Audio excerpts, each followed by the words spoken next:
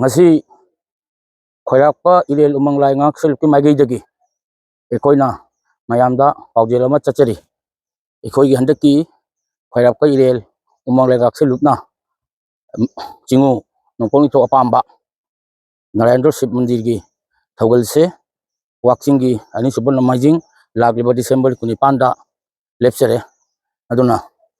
khoigi Assamda Malemda masung Manipurda leiriba ichilinaw sing ichaliche sing CSO punamakta ekoi napil tamjeri handaki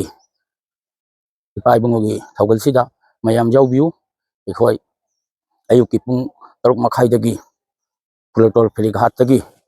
ekoi hi thajagani ekoi security matang medical tingi matang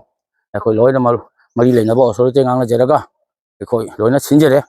ekoi laisang sabase honorable minister Kaushik Raina lakh tara pibiraga sajabasi ekoi losemna ngamdri honorable minister so haijagani ado mayam de ekoi napil samjeri base ekoi laisang sisu punna lominasi mayam laisang si damakta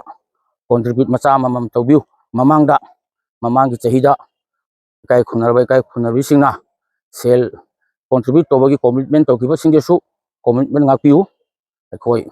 volunteer sing leini ekoi yam phajana tawjage khali law and order problem kaya thoi maramdi security yamna tight ona leini ekoi SDR ki hisu leini aduna mayamna ekoi lakpiraga ekoi gi ibudosida kolam jeraga mitei gi tangdu leitanaba mitei gi yaifanaba malem gi mitei yaifanaba masung ekoi hoji yam kanna demand tawjariba Manipuri Autonomous Council tanbasidasu mayam khorambiu ibudhauna mase pibira paidna mayam punamaku halna ikai khunajari ekoi gi thogol sida mayam su mateng pangbiu mayam su ingna tapna yawbiu ka henba chinjak ti chabiganu maramdi laktori se ayamba isa gumbi chen gumbi na ayambani aduna akoi gi volunteer singsu masidi yamna kupna senabiu halna apil thamjari ahanna maktada Malem sida lairiba irecha punamaku khorak peirel umanglai ngak selup secretary maikei dagi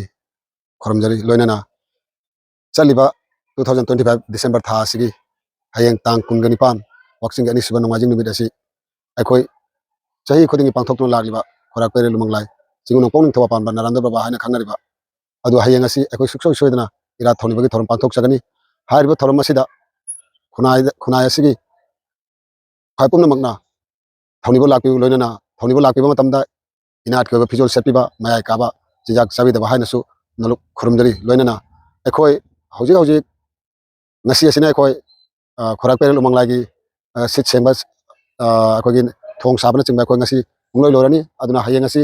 ekoi SDO civil amadi SDPO amadi Lakipur thanada ekoi matik chana ekoi gi